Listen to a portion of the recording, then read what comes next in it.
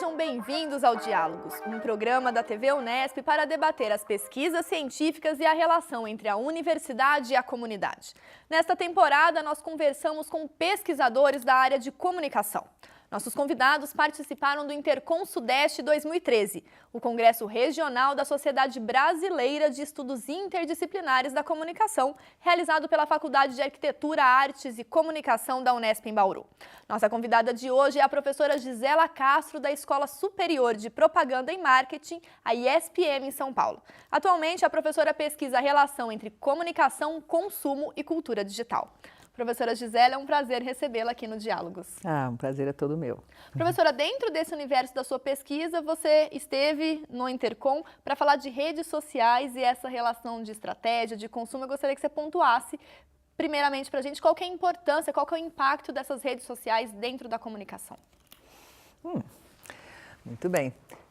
A gente diz que, hoje em dia, a gente tem mais uma nova modalidade de comunicação acontecendo. Não é que a comunicação em massa tenha morrido, ela continua viva, passa bem. Porém, ela hoje convive com a comunicação em rede. Não necessariamente a comunicação nas redes sociais, mas a comunicação nas redes sociais é um exemplo de comunicação em rede. E tem um autor espanhol que eu gosto muito, que é o Manuel Castells, que ele localiza um padrão novo, emergente de comunicação, que ele chamou de Mass Self-Communication, que seria, numa tradução para o espanhol, não tem ainda traduzido para o português, autocomunicação de massa, ou, como eu prefiro, comunicação interpessoal de massa. Por que isso? Porque ela conjuga esse tipo de comunicação, conjuga de modo, às vezes, até paradoxal, características da comunicação um a um, da comunicação pessoal, portanto, com características da comunicação de massa. Sou eu que decido o que eu vou postar, quando e para quem. Só que esse para quem pode ser ampliado exponencialmente, na medida em que cada um desses para quem pode replicar também. Então, é nesse sentido a mass self-communication. E as redes sociais digitais, elas estão, no momento, justamente trazendo essa novidade para nós pesquisadores, que é muito interessante observar. Professora, dentro desse cenário, qual seria o grande desafio da comunicação ao pensar essas redes sociais, essa comunicação que deixa de ser de massa, mas ao mesmo tempo tem um público que a gente não consegue mensurar? Consegue mensurar, mas não consegue prever. O que você não consegue é controlar. Mas mensurar, sim. Um dos atrativos das redes sociais digitais é que as interações são mensuráveis. Você pode saber exatamente quantas pessoas tiveram acesso, quantas pessoas tiveram acesso àquele conteúdo, quantas vezes ele foi replicado. O que você não pode é determinar quantas vezes ele será acessado. Há, por exemplo, no marketing, o que eu digo que é o novo santo grau do marketing, que é o marketing viral. É um santo grau na medida em que é algo que se persegue, mas é um imponderável. Você nunca sabe quando alguma coisa vai viralizar na rede, você só sabe depois que ela viralizou. Então, você só pode localizar um viral pelo espelho retrovisor, nunca antes. E dentro dessa possibilidade, de cada um postar, de publicar aquilo que ele tem maior interesse, os jovens se destacam dentro desses produtores, desses novos produtores de conteúdo. Não sei se isso é verdade mais hoje. Eu sou uma pesquisadora que tendo a suspeitar dessa associação fácil, rede social, cultura digital, jovem. Um trabalho que foi premiado na Intercom, no Congresso Nacional da Intercom do ano passado, é justamente um trabalho de um grupo da ECA USP, que tratava de comunicação digital e terceira idade. Então, hoje em dia, se a gente ainda tem uma predominância assim, de internautas mais jovens, até porque no Brasil a gente tem uma predominância de pessoas mais jovens, tanto a pirâmide populacional da gente está mudando, quanto também a internet está se tornando cada vez mais plural. Isso Totalmente favorável para o universo da comunicação, para quem estuda comunicação contemporânea. Absolutamente favorável. Então, assim, não, por isso é que eu coloco sob suspeita essa coisa de os jovens. Além do que, quem são os jovens? Existem várias maneiras de ser jovens, esse é um termo guarda-chuva que abriga uma diversidade enorme de modos de ser. Então, aproveitando isso que a senhora comentou com relação à terceira idade, né, o que falta para que, de repente, os meios de comunicação enxerguem, né, a terceira idade, até mesmo as redes sociais, abram aí todas as suas portas para esse público? eu não sei se os meios não enxergam. Me parece que a terceira idade vem ganhando espaço, até como nicho de consumo hoje.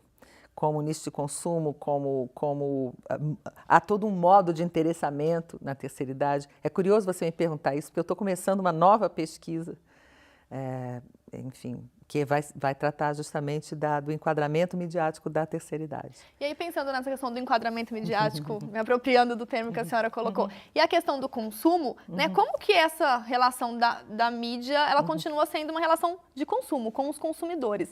Mas como que a gente vai ver esse consumidor, além de meramente, né, de não ser um consumidor passivo, por exemplo? Né, de mudar essa imagem que nós temos do que seria esse consumo. Né? O consumo hoje ele ganha um outro status. Eu gostaria que a senhora comentasse um pouquinho sobre isso. Bom, essa ideia do consumidor ou do receptor da comunicação como ser passivo, isso é uma ideia que vem lá da teoria funcionalista, né, da comunicação, que tinha essa imagem, né, da comunicação como um processo linear, previsível até certo ponto, que a mensagem encaminhava do emissor para o receptor de modo quase, né, transparente, né, passando pelo meio, né, de modo totalmente quase unilateral e com pouquíssima interferência desse meio. Essa é a teoria funcionalista clássica, que também não morreu, está vivo e passa bem, mas ela vem sendo questionada já bem antes da entrada em cena da cultura digital. Ela já vinha sendo tensionada, por exemplo, pelos estudos culturais, responsáveis por um avanço enorme na nossa percepção da quantidade de atividade dos receptores de comunicação. Então, não tem nada de passivo. Ele tem que decodificar aquela mensagem que chega, e ele faz isso mobilizando o repertório cultural que ele tem, né, se apropriando e ressignificando aquela mensagem. Então, isso é uma coisa. Isso continua acontecendo hoje, portanto. Então, não tem nada de mero no receptor da comunicação. Só que agora, com as redes sociais, pelo menos em tese, há uma possibilidade do receptor ser também um produtor num outro momento. Isso não quer dizer que todo mundo seja. Parece que boa parte das pessoas não faz uso desse tipo de possibilidade aberta. Mas a ferramenta está lá para ser utilizada. É possível, né? E também o que ele vai postar, como... tudo isso é um desafio, sim, sobretudo para a educação. Aí você falou em consumidor, mero consumidor. Um consumidor também não tem nada de passivo. Você tem que ser muito ativo para ser consumidor de qualquer coisa. É uma escolha, é uma eleição. Você tem que saber consumir, tem que saber onde tem, como é que você vai pagar por aquilo, se é que é coisa de pagar. Enfim, agora você vai ser um consumidor tão mais crítico e tão mais cidadão, quanto mais educado você está. Educado não no sentido das boas maneiras só, mas no sentido de informação e de repertório cultural. Então, eu sou uma firme defensora mesmo do papel da educação no aprimoramento desses sujeitos, né, sociais hoje. Professor, e um pouco sobre essa relação da educação para o consumo, a gente conversa daqui a pouco. O Diálogos vai para um breve intervalo e já volta. Fique com a gente.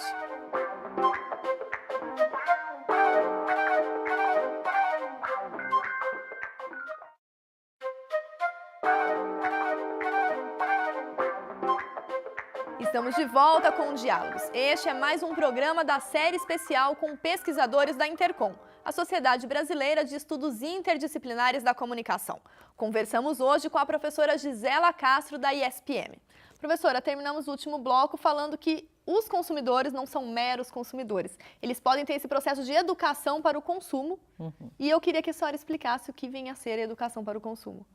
Educação para o consumo, assim como também educação para a mídia, né? Significa você desenvolver o pensamento crítico nas pessoas, né? Por meio da educação, falando de educação no sentido mais amplo. Não na educação, só nos bancos Para escolares. isso, exatamente. Não, hoje, cada vez mais, os circuitos formais e informais de educação se mesclam, né?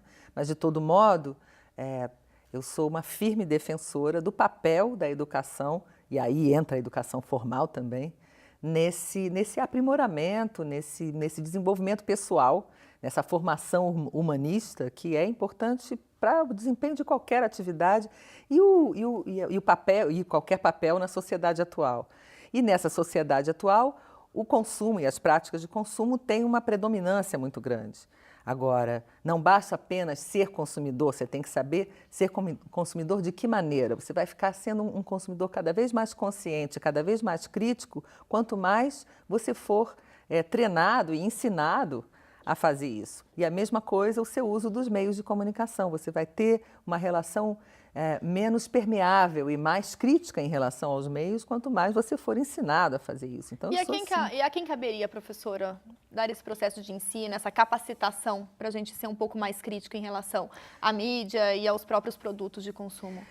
Uma das linhas de pesquisa no meu programa, Programa de Comunicação e Práticas de Consumo da ESPM, é justamente Comunicação e Educação, que é liderada pela professora Maria Aparecida Bacega, nossa decana.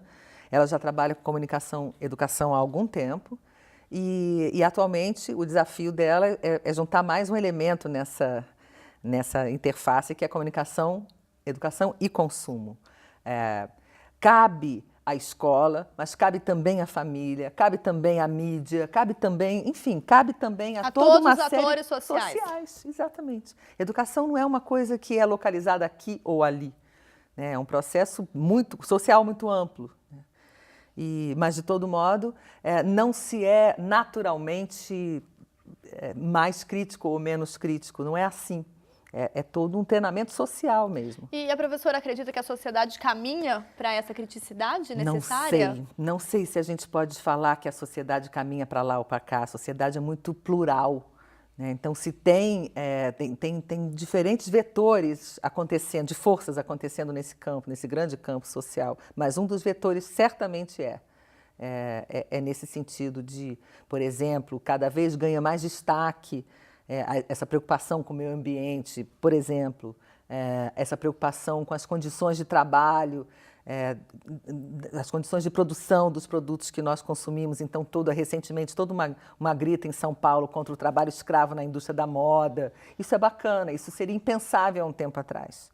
Então, me parece que isso é um sinal de um certo amadurecimento desta questão no nosso meio social. Mas não é a sociedade caminha para, seria uma simplificação irresponsável da minha parte.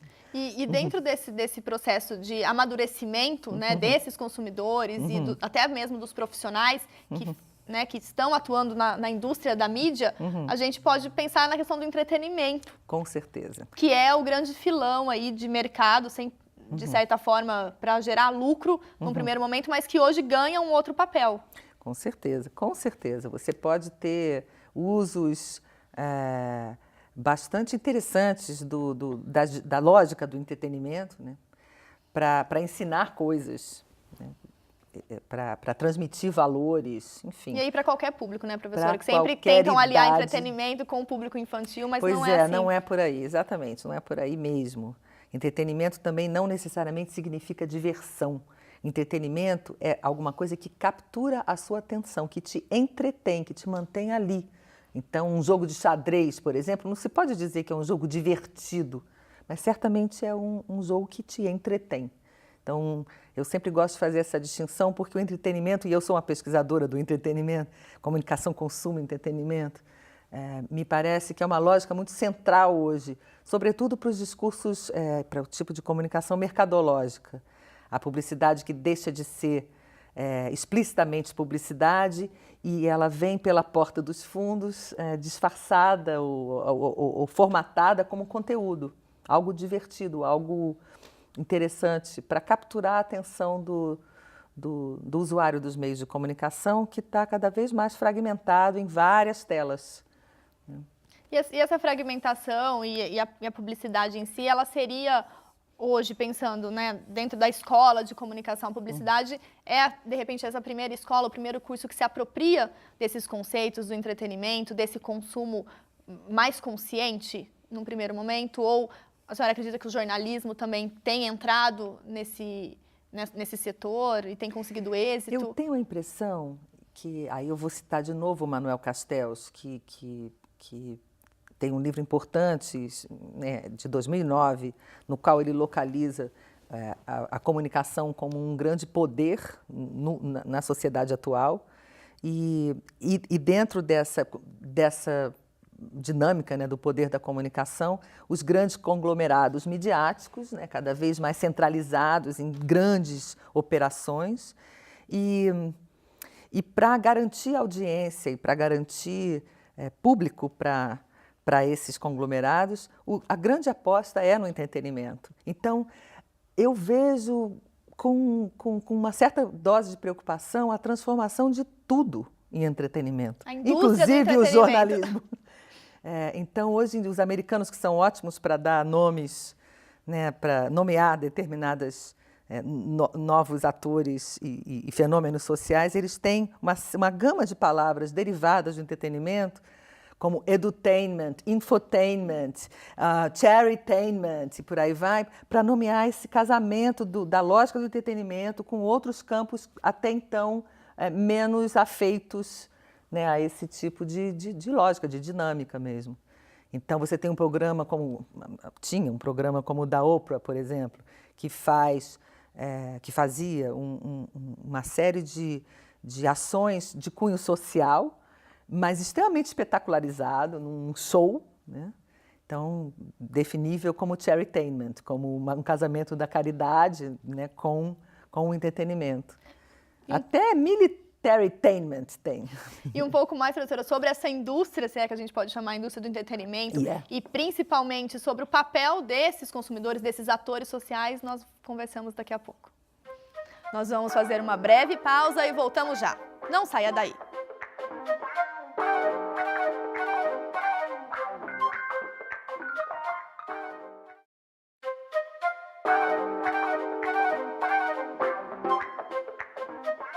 O Diálogos está de volta e nesta temporada nós falamos de comunicação com pesquisadores da área. Conversamos hoje com a professora Gisela Castro, da ISPM.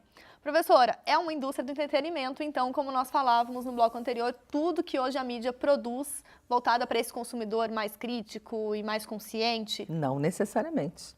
Muitas vezes a mídia produz alguma coisa não necessariamente voltada para esse consumidor mais crítico ou consciente, ou produz alguma coisa que não é nem visando alguém enquanto consumidor, mas sim enquanto espectador, enquanto receptor. Uma mera audiência? Uma audiência, mas não mais, isso acho que é irremediável agora, no sentido passivo do termo, né? O fenômeno da segunda tela está aí para mostrar que as pessoas, mesmo que ainda se relacionem com meios de comunicação mais tradicionais, como rádio, televisão, elas estão tweetando, elas estão interagindo umas com as outras e também com o programa ou os programas em questão. Então, o termo audiência, se é que ele ainda faz sentido, me parece que sim, ele tem que ser colocado sempre com essa ressalva, né? Lembrando que não se trata de passividade, há toda uma agência aí. E como que essa indústria do entretenimento trabalha com isso? De várias maneiras. Uma delas é procurando enredar esse espectador, enfim, ou esse receptor de alguma forma, consumidor, com histórias, por exemplo, que atravessam diferentes plataformas. Então, algumas experiências têm sido bem-sucedidas. O Lost é um deles, por exemplo. A própria saga do Star Wars fez isso, mesmo lá atrás, antes de redes sociais digitais e tudo entrar em cena. Então, casando cinema com quadrinhos, com jogos, enfim, é todo um conjunto de produtos relacionados por onde transitam as histórias, né, dentro do mesmo universo ficcional. Isso se começou, ou que se tornou popular lá com Star Wars, hoje tem sido mais explorado por diversos outros tipos de produtos e franquias. Isso também está me chamando a atenção. É uma das formas. Então, você convoca esse público a trabalhar com você, entendeu? E também convida o público a interagir com a história, produzir junto. Tem uma quantidade enorme de materiais, sobretudo na internet, nas redes sociais, supostamente produzidos por fãs, né, de filmes ou de séries, ou enfim, que chama atenção. É gozado isso, da maneira como está, interessante. E esse novo enredo, então, proposto por essas indústrias de comunicação, elas vão lidar aí com muitas paixões e afetividades, me apropriando aí do tema do Intercom, e vão trabalhar com a subjetividade desse novo espectador, vamos assim dizer, desse novo público. E qual é a relação, professora, entre o consumo desse entretenimento e essa subjetividade do indivíduo que antes estava acostumado com outros tipos de produtos vindos da mídia ou até mesmo fora da mídia? Comunicação, consumo e subjetividade fazem uma tríade muito poderosa. Se você considerar que o sujeito está sempre em processo de vir a ser, né? A gente nunca está pronto. E uma das maneiras pelas quais a gente vai se constituindo como sujeito é por meio da comunicação e é por meio do consumo. Então, todos dois são vetores de subjetivação, digamos assim. E sem dúvida nenhuma, o ecossistema comunicacional hoje, o ambiente comunicacional que a gente vive hoje, que é extremamente permeado pelas lógicas do mercado, ele enseja, ele favorece a emergência de subjetividades, por exemplo, que tem essa expectativa de encontrar o entretenimento em tudo. Então, se você olha o ambiente da escola formal, por exemplo, você vai ver alunos que têm muito pouca tolerância para uma aula menos, entre aspas, divertida, interativa. Colaborativa. E nem todo tipo de conteúdo se presta a ser trabalhado desse jeito. Então, se há uma baixa tolerância a